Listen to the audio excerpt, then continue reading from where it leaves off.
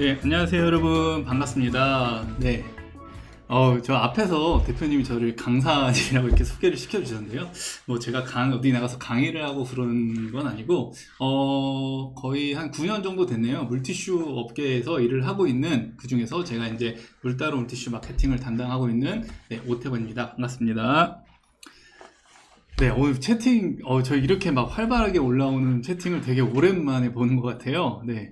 베베나린 삼봉시 정말 많은 분들이 와주셨네요. 네. 네. 오늘 진행할 내용은, 지금 아이가 한 12개월 미만, 아니면은 이제 곧 출산 예정이신 분들은 특히나 조금 더 집중을 해서 들어두시면은 평소에 이제 아기 물티슈나 물티슈에 대한 생각을 조금 바꾸실 수 있는 계기가 될 수 있는 내용이라고 생각을 하고요. 뭐 이런 분들이 아니더라 하더라도 우리가 물티슈가 어떤 제품인지 정확하게 알 수 있는 그런 시간이 될 수 있도록 좀 자료랑 이런 것들을 준비를 했습니다. 물론 이제 저희 회사에서 물티슈를 직접 제조를 하기 때문에 어떤 과정을 거쳐서 만들어지는지, 그 다음에 다른 제품들이랑 뭐 어떤 차이가 있는지, 그리고 제일 중요한 거는 여러분들이 물티슈를 선택하실 때, 우리 아이를 위한 물티슈를 선택하실 때 어떤 기준을 갖고 선택을 하셔야 되는지, 그 기준을 사실 잡아드리는 시간을 갖는 거라고 보시면 좋을 것 같아요. 네.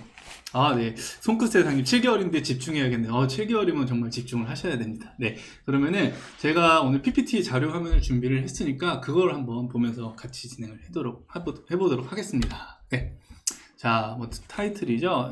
잠깐만요. 카메라 위치가, 네. 이렇게 하면은 잘 보이시나요? 네. 네. 네, 이렇게 맞는 걸로 하겠습니다. 네. 현명한 육아를 위한 물티슈 지식백과 타이틀이 이렇게 있는데요. 자, 여러분들 물티슈가 어떤 제품인지 모르시는 분은 아마 안 계실 거예요. 네. 다음 장 보면은, 물티슈 보통 이렇게 생겼죠. 그래서, 여러분들 아시는 그 물티슈는 보통 이제 젖어 있는 상태고, 그 다음에 매수도 뭐, 80매, 100매 이렇게 되게 많은 매수가 들어있죠. 그 다음에 보통 개봉하시고 나서 오랜 기간 동안 사용을 하세요. 뭐 한 달 동안 쓰는 경우도 있고, 짧으면 뭐 한 2, 3주 쓰시는 경우도 있고요. 그래서 우리나라에서는 지금 뭐 사실 판매되고 있는 물티슈는 거의 대부분 다 아기 물티슈죠. 네, 왜냐면은 아기 물티슈가 좀 더 순하다고 생각을 하시고, 아기 육아하실 때 물티슈를 가장 많이 쓰시기 때문에 대부분 다 이제 아기 물티슈인데, 이 물티슈 아기 물티슈지만 이제 아기부터 어른까지 뭐 청소용으로 쓸 때도 있고 이렇게 굉장히 다양하게 쓰고 있습니다. 그리고 아기한테 사용하는 경우를 보면요, 우리 아기들 그 육아할 때 애기들 뭐 흘리거나 뭐 묻히면은 뭐 청소할 때 쓰기도 하지만, 뭐 입 주변이라든가 손이라든가 혹은 뭐 기저귀 같은 거 할 때 뭐 엉덩이 부위도 이렇게 또 사용을 하시잖아요. 주로 이제 얼굴 주변이랑 엉덩이 주변은 민감한 부위라고들 하죠. 아직 그 어른이 아닌 경우에 민감한 부위이기도 하고, 그 다음에 뭐 거의 매일 쓰죠. 사실 아기가 어렸을 때는 거의 매일매일 또 오랜 기간 동안 쓰는 제품이기도 합니다. 자, 여러분, 근데 물티슈가 화장품인 거는 아셨나요? 물티슈가? 이거는 사실 2015년도 7월부터 이제 물티슈가 화장품으로 관리를 받고 있어요. 그래서 이 얘기는 뭐냐면은, 화장품을 어디서 관리하느냐? 식약처에서 관리합니다. 식품의약품안전처에서 관리를 하기 때문에 물티슈는 화장품의 안전 기준이랑 뭐 제조 기준 이런 거를 화장품에 맞춰서 만들고 있어요. 근데 그 전에는 그럼 뭐였냐? 그 전에는 사실 물티슈가 화장품이 아니라 공산품이었어요. 공산품. 그리고 공산품 하면 떠오르세요? 뭐 여기 관련된 업종에 계신지 모르겠지만, 공산품은 사실 뭐 안전 그런 테스트도 자율에 맡겨서 진행을 하기 때문에 화장품보다는 안전 기준이 굉장히 허술하고, 예, 그 다음에 제조사가 뭐 어떻게 만들지 이렇게 관리 감독할 수 있는 장치가 많지가 않아요. 그래서 실제로 여기 뭐 셋째 어머니 혹은 뭐 이제 육아를 하신 지 오래되신 분이 계신지 모르겠지만, 제 기억에는 2014년도 요 정도, 2015년도 이때 정말 많은 아기 물티슈에서 뭐 유해 성분이 검출됐다, 뭐 애기한테 쓰면은 뭐 안 좋은 성분이 들어간 물티슈다 뭐 해가지고 이때 정말 뭐 맘카페고 뉴스고 막 난리가 났었어요. 네. 정말 난리가 나가지고 나 우리 애한테 쓰던 제품인데 뭐 다른 거 추천해주세요. 물티슈 유목민이라고 하죠. 이것 썼다 저것 썼다 이제 막 갈아타시는 분들이 정말 많으시던 시기였어요. 이렇게 정말 뉴스가 막 끊이지 않다 보니까 식약 이제 나라에서 드디어 안 되겠다. 공산품 너무 허술하니까 화장품으로 가라. 이렇게 해서 화장품이 됐습니다. 자, 그러면은 화장품에서 얘기하는 화장품법에서 그 영유아용, 아기용 화장품에 대한 안전 기준인데 이걸 한번 살펴볼게요. 지금 여기 빨간 네모 보시면은 물티슈는 요 네모 칸 중에 이제 네 번째 영유아 인체 세정용 제품에 해당이 되겠죠. 근데 그래서 분류가 5개 있어요. 아기용 화장품에 대한 안전 기준입니다. 그리고 미생물 한도 총무기 생성 균수가 500개 이하이고, 그다음에 pH 아시죠? 우리 그 학교 다닐 때 리트머스 종이로 이렇게 했던 거, 산성 알칼리성 했던 거 있잖아요. 그 pH의 기준이 3.0에서 9.0일 것.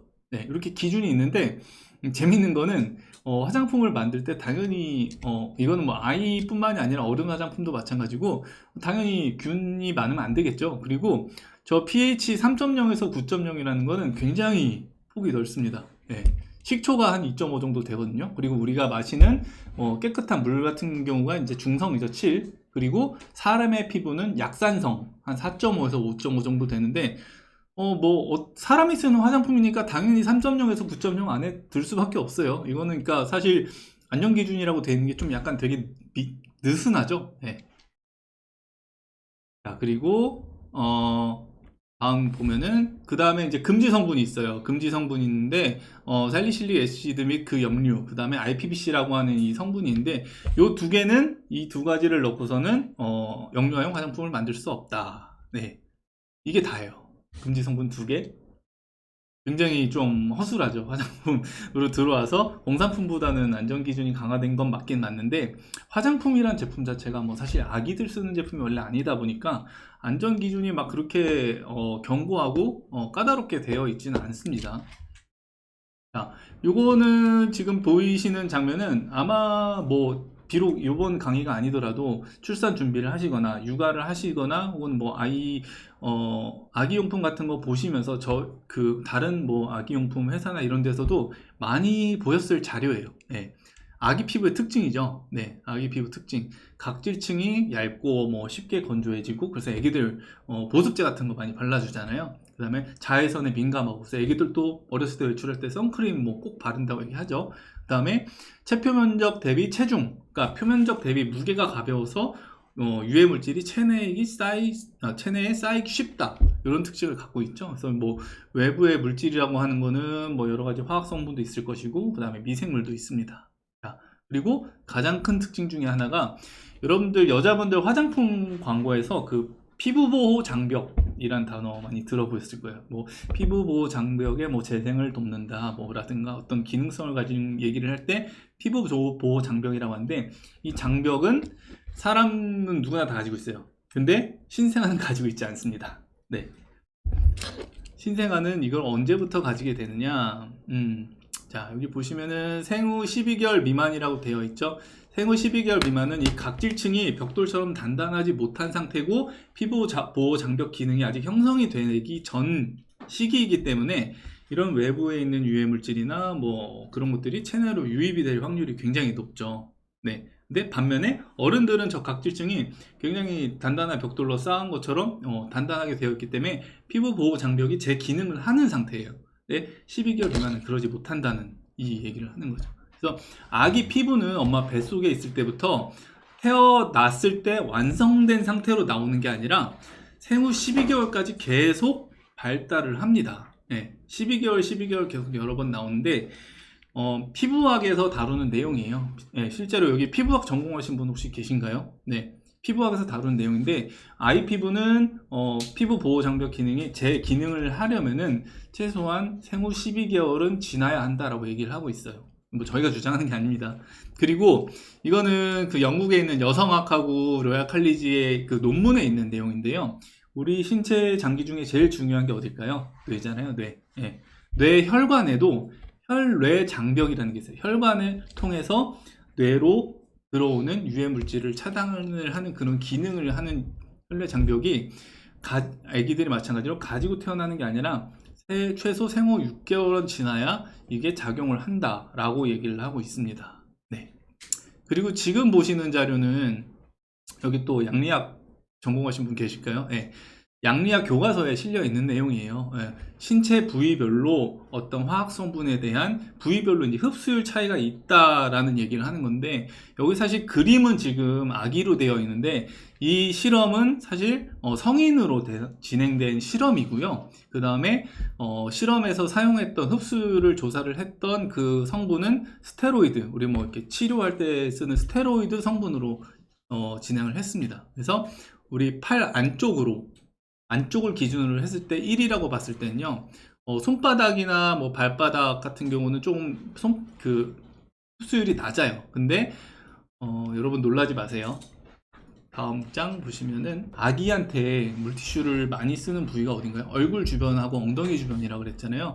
네, 뺨이나 뭐 턱 같은 경우는 팔 안쪽 대비 13배 이상 되고, 특히나 성기 쪽, 생식기 쪽 같은 경우는 남성 42배, 여성 9배, 이렇게 흡수율이 높아요. 네. 물론 여러분들 그 물티슈 성분으로 했을 때는 이거보다 더 수치가 달라질 수는 있습니다. 하지만 여기서 말하고자 하는 거는 어쨌든 신체 부위별로 흡수율이 다르다. 그리고 특히나 우리가 아기한테 많이 쓰는 부위일수록 흡수율이 굉장히 높은 편이다라는 거를 보시면 좋을 것 같아요. 네. 남자아이 같은 경우는 이제 아마 돌출되어 있다 보니까 표면적에 대한 차이로 흡수율의 차이가 나는 것 같습니다. 네. 그래서 식약처에서도 아까 제가 15년도부터 이제 물티슈가 화장품으로 분류가 됐다고 했잖아요. 근데 이제 안전성 논란에 대해서도 계속 끊임없이 말이 나오니까 부랴부랴 이제 가이드라인을 내놨어요. 근데 이건 어떤 법적으로 뭐 기준을 만들고 그런 건 아니고 그냥 가이드라인입니다. 말 그대로 참고할 수 있는 가이드라인인데, 자, 화장품 같은 경우는 모두 피부를 통과하고 침투하고 흡수가 된다고 얘기를 하고 있고요. 특히나 영유아 제품에 대한 노출량은 어릴수록, 신생아일수록 더 노출되는 양이 많다. 똑같은 양을 사용해도 더 많이 노출이 된다라고 식약처에서도 이렇게 얘기를 하고 있고요. 그리고 실제로 살균 보존제, 여기 맨 위에 보시면은 살균 보존제 노출 뭐였죠? 이게 노출량에 대해서 모든 화장품에 대해서 기준을 순위를 정한 건데요. 여러분들 놀라지 마세요. 화장품 중에 살균 보존제 노출량이 가장 많은 것은 무엇일까요? 네. 1위는 바디로션이에요. 당연히 바디로션이겠죠. 네. 온몸에 바르니까. 근데 2위가 물휴지. 저건 이제 식약처에서 물티슈를 부르는 명칭을 물휴지라고 표현을 하는데 물휴지라고 부릅니다. 네. 근데 살균 보존제가 뭔지 모르시는 분이 계실 것 같아서 한 번 더 추가로 말씀을 드리면은, 살균 보존제는 사실 그 물기가 있는 화장품 있죠. 여자분들 쓰시는 화장품도 마찬가지죠. 어떤 습기가 있는, 물기가 있는 화장품에 반드시 들어가는 성분이고요. 이 살균 보존제는 다른 말로 하면은 방부제입니다. 네. 네, 습기가 있기 때문에 공기중에 노출되고 어떤 균에 의해서 변질될 수 있기 때문에 변질되지 않게 하는, 썩지 말게 하는 보존제, 방부제 성분이 들어가는데, 이건 이제 사람한테 쓰니까 방부제라고 하면 좀 되게 좀 어감이 안 좋잖아요. 그래서 화장품법에서는 이 방부제를 살균 보존제라고 표현을 하고 있어요. 근데 실제로 그냥 방부제랑 똑같은 역할을 합니다. 균이 늘어나지 않게 하고 들어온 균을 죽이는 그런 역할을 하는 게 바로 방부제인데, 어찌되었든 모든 화장품 통틀어서 물티슈가 두 번째로 많이 방부제가 들어있어서 애기한테 노출되고 있다. 네. 지금 채팅 질문 들어온 거를 알려드렸는데, 지금 뭐 저희 제품이 물따로 물티슈잖아요. 화면 잠깐 제 얼굴로 바꿔주세요.